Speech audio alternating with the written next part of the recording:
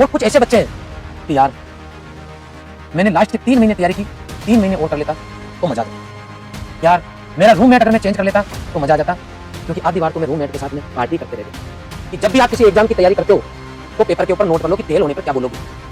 अगर ऐसे ख्याल मन में आ रहे हैं तब तो आपको कुछ नहीं करना, पूरे कारण लिख लो और नेक्स्ट जो कुछ भी आप करोगे उसके अंदर ये भावना नहीं बचेगी। मतलब एक हमारा पुराना स्टूडेंट आया था एडमिशन कराने के लिए, उसने बोला कि सर 2 से 3 साल कोई प्राइवेट कंपनी मन से काम करे तो वो आदमी 50,000 से लाख रुपए तक पहुंचा। अगर मन से काम कर ले कंपनी का दिल जीत ले, मेहनत करना पड़ेगा, सीधी सी बात है। मैं तो चाहता हूं कि बच्चे की ग्रेजुएशन हो गई तो मतलब उसके जेब में इतने हैं कि वो घरवालों से मांगना पड़ता है। मेरी आपसे रिक्वेस्ट है, बहुत सारे जॉब आप इस दिमाग को काम दो, ढूंढो, कभी लग जाओ। क्या हुआ सुपरवाइजर नहीं हुआ पुलिस में लग गया, क्योंकि इसके दम पे लगा, वो इस मेहनत के दम पे लगा।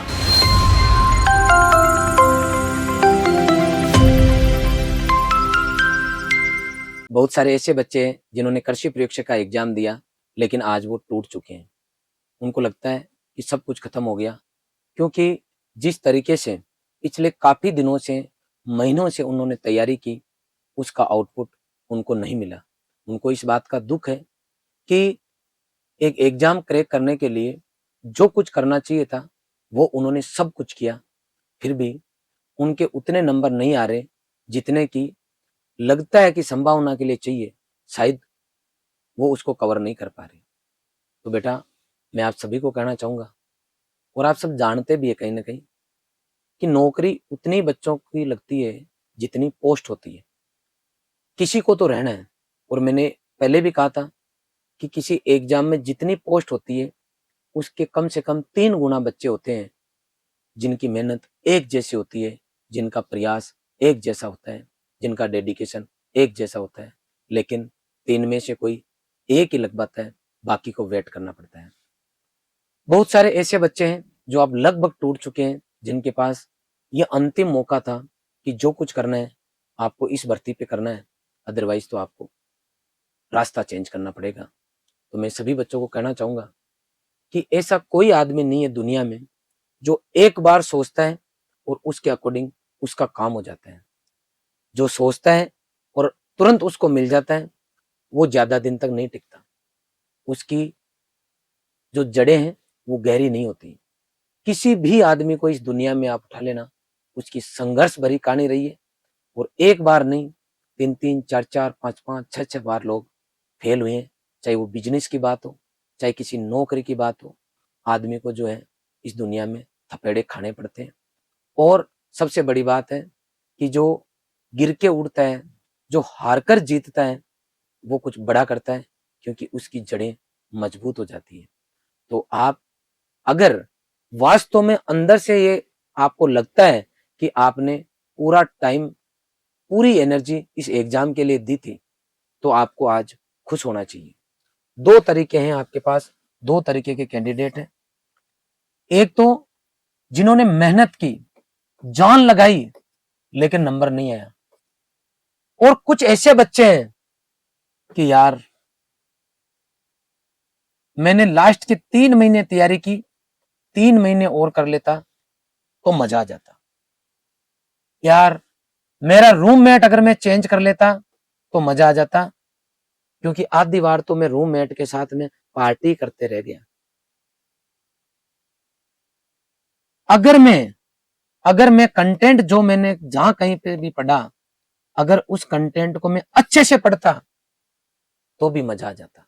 मतलब अपने मन के हिसाब से पढ़ा, उसको अच्छे से नहीं पढ़ा। 3 सब्जेक्ट पढ़ लिए तो 3 छोड़ दिए, या कोई 1 छोड़ दिया, या फिर बैलेंस बना के नहीं चले, या फिर 7 चैप्टर थे तो 5 पढ़ लिए, 2 छोड़ दिए।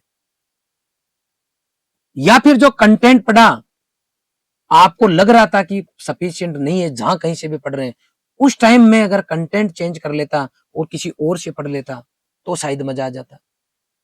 अगर आपको इस टाइम ऐसा लग रहा है कि मैं अगर जिस तरीके से मैंने थ्योरी पढ़ी उसके अकॉर्डिंग अगर मैं टेस्ट देता तो मजा आ जाता। अगर टेस्ट के साथ में मैं पेपर एनालिसिस करता और टाइम मैनेजमेंट सीख जाता तो मजा आ जाता। अगर इस तरीके के दुख आपके साथ में, इस तरीके के रीजन है और आपको आज पछतावा हो रहा है, तो आपको पहले कई बार चेताया गया था कि जब भी आप किसी एग्जाम की तैयारी करते हो तो पेपर के ऊपर नोट कर लो कि फेल होने पर क्या बोलोगे। अगर ऐसे ख्याल मन में आ रहे हैं तब तो आपको कुछ नहीं करना, पूरे कारण लिख लो और नेक्स्ट जो कुछ भी आप करोगे उसके अंदर ये बहाने नहीं बचने चाहिए। सीधा सा जवाब है।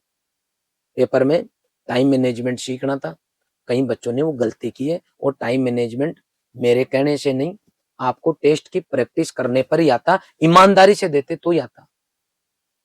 अब दूसरा बच्चा कि सर सोशल लाइफ भी छोड़ दी थी, मोबाइल छोड़ दिया था, दोस्त छोड़ दिए थे, सब कुछ छोड़ के 24 घंटे में से 6-8 घंटा नहाना धोना सोना किया, बाकी केवल तैयारी की थी, और आज मेरी आत्मा ये कह रही है कि मैंने प्रयास में कोई कमी नहीं छोड़ी, तो उज्जवल भविष्य है।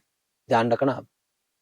जिसको पूरा पेपर करने के बाद में एग्जामिनेशन हॉल में भी दुख नहीं हुआ और बाहर आके भी इस चीज का दुख नहीं हुआ कि खास मैं कुछ और कर लेता, तो उस बच्चे को ये लग रहा है कि मैंने मेरा 100% दिया। मैं रिपीट कर रहा हूं, उज्जवल भविष्य है, आने वाले टाइम में बड़े आदमी बनोगे, कोई नहीं रोक सकता आपको, क्योंकि आपने दिल से मेहनत करना सीखी है, आपने पूरी प्रयास किए हैं।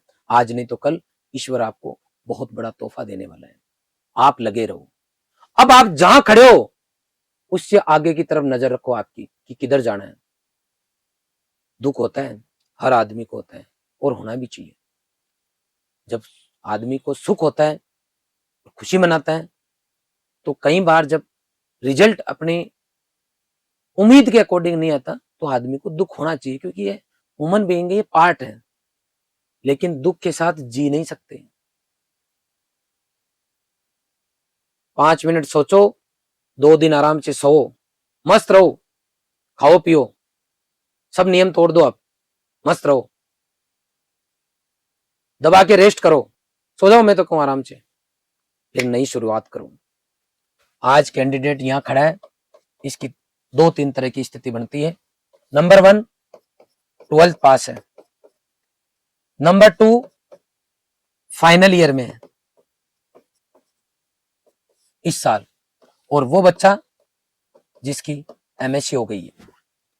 3 तरह के कैंडिडेट है, जो यूजी में फाइनल ईयर में है, या एमएससी पीएचडी चल रही है या हो चुकी है, और इधर 12th पास है। 12th पास को कुछ नहीं करना, अभी आपके पास 60 दिन पड़े हैं, 60 डेज है आपके पास। जेट की तैयारी करके कॉलेज में जाओ, पढ़ाई शुरू करो। ये जो आपने मेहनत की है आपके काम में आएगी।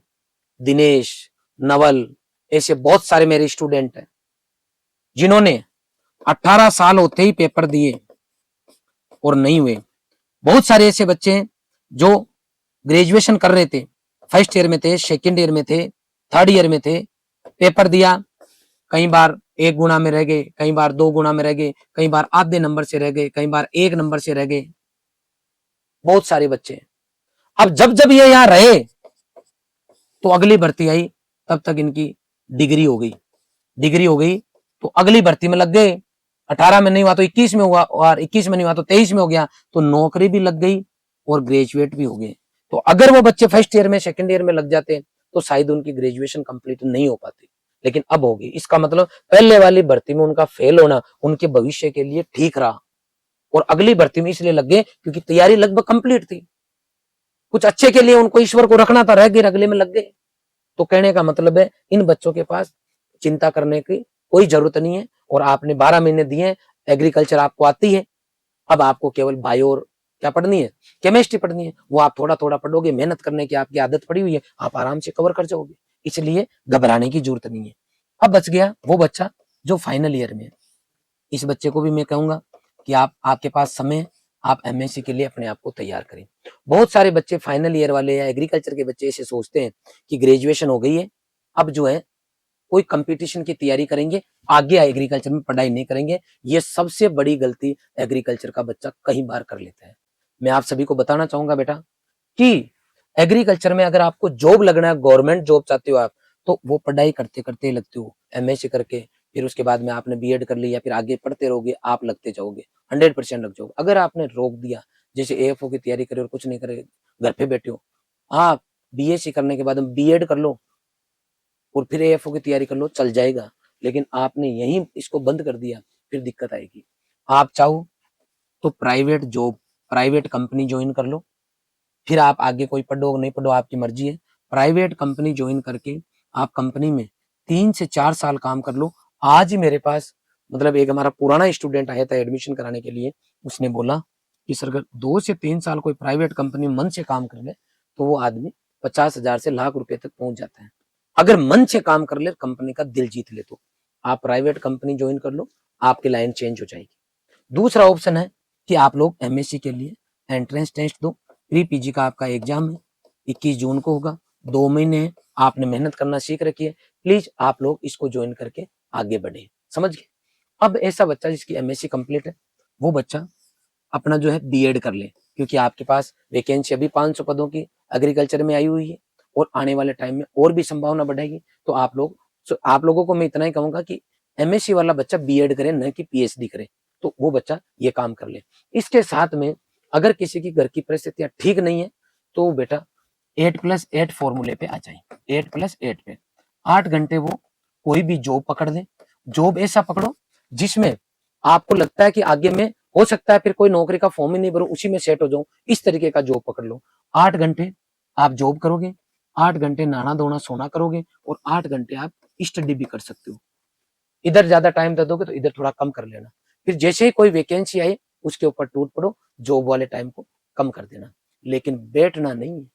2 से 3 दिन रेस्ट करो, 4 दिन रेस्ट कर लो, उसके बाद में वापस खड़े होके कोई एक चीज हाथ में लेके काम करना है।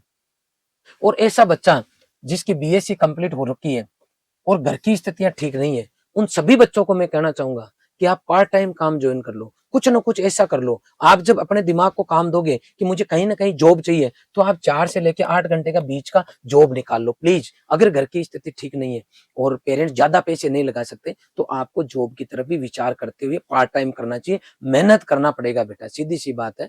मैं तो चाहता हूँ कि बच्चे की ग्रेजुएशन हो गई तो मतलब उसके जेब में इतने रुपए आए कि वो घर वालों से मांगना बंद कर दे। मेरी आपसे रिक्वेस्ट है, बहुत सारे जॉब है, आप इस दिमाग को काम दो, ढूंढो कि मैं क्या करूं इस टाइम। जब आप ढूंढोगे तो आपके पास ऑप्शन आएंगे तो आप उनमें से कोई एक सेलेक्ट कर लो। बेटा मेहनत एक, हम अगर मिडिल क्लास से हैं या लोअर मिडिल क्लास से हैं फाइनेंशियली, तो अपने पास मेहनत ही एक तरीका है जिससे अपन सब कुछ चेंज कर सकते हैं। मुझे इस बात का दुख है कि आपने जो मेहनत की उसके अकॉर्डिंग आपके नंबर नहीं आ रहे इस बार। तो मैं आपको आपके लिए क्या कर सकता हूं? मैं आपको इतना ही बता सकता हूं कि आप जैसे लोग इस दुनिया में नाम करते हैं, अगर हार नहीं मानते हैं तो आगे बढ़ता रहो। मैं तो इतना ही मानता हूं कि 24 घंटे का हर एक परिस्थिति में जो आदमी यूज करना सीख गया उसको कोई हरा नहीं सकता। अक्सर कहता हूं कि ईश्वर के घर देर है, अंधेर नहीं है। इसलिए आप लगे रहो, लगे रहो। अभी लास्ट टाइम आरएस में फर्स्ट रैंक आई, बच्चा एग्रीकल्चर का था। हमारी सर थे यूपीएससी क्रैक की, एग्रीकल्चर से की। तो मैं आपको ये कहना चाहता हूं कि आपके पास पूरी संभावनाएं हैं। आप जहां कहीं पर भी हो, घर की परिस्थितियां ठीक है, किसी अच्छे एग्जाम को हाथ में लेके टूट पड़ो। आप लोगों को अगर ईमानदारी से लग रहा है कि आपने 12-15 घंटे मेहनत की है, तो मैं पूरे विश्वास के साथ कह सकता हूं कि आरएस जैसा एग्जाम भी आप निकाल सकते हो। अगर घर वालों को पैसे की अभी जरूरत नहीं है, ऐसी परिस्थिति है कि काम चल रहा है, तो हाथ आजमा सकते हो, मना नहीं कर रहा हूं, कर सकते हो, क्योंकि आप बैठना सीख गए।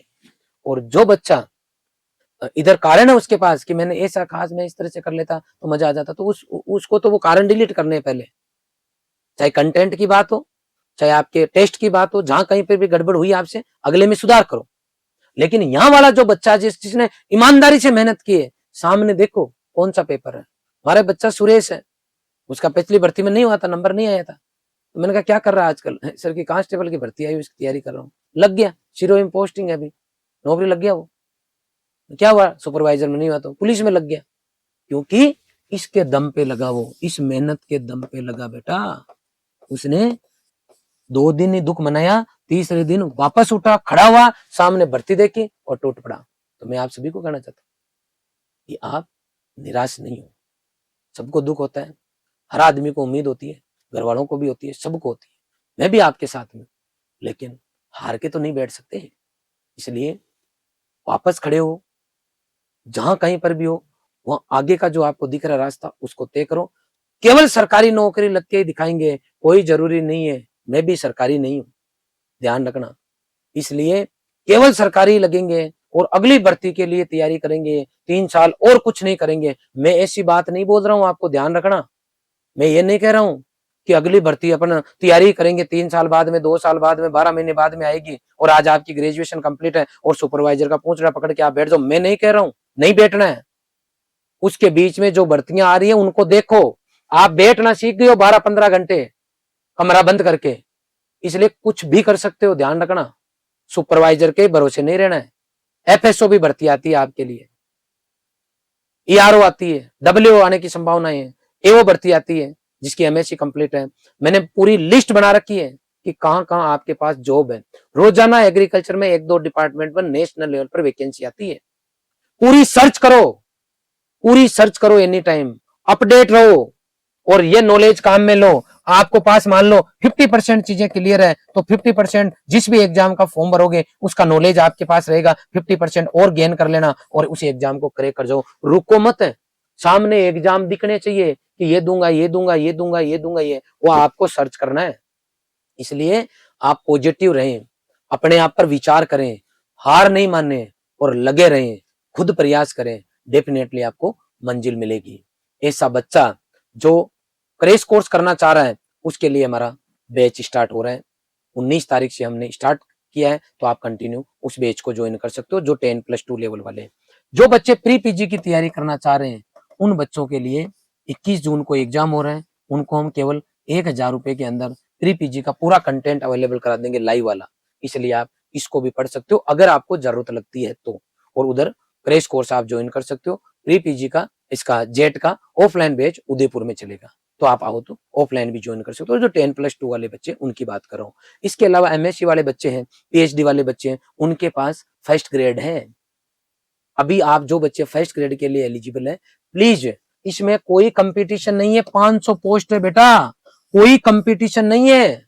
मिनिमम मार्क्स की कट ऑफ जो है आपकी वो क्लियर कर लेना खाली, उसमें उसके लिए जान झोंक दो। जैसा हुआ पेपर ठीक है, वैसे आपका स्टैंडर्ड इतना बड़ा है कि आप सुपरवाइजर लगो, वो जरूरी नहीं है। तो आज जैसा भी हो गया छोड़ो उसको, और अगला जो पेपर आपको उस पर फोकस करो। लिमिटेड दिन है, डे टू डे प्लानिंग करो और उसके अकॉर्डिंग पेपर को क्रैक करके आओ। और जो जीके है उसका अच्छा लेवल आ रहा है तो उसके अकॉर्डिंग टेस्ट की प्रैक्टिस करो।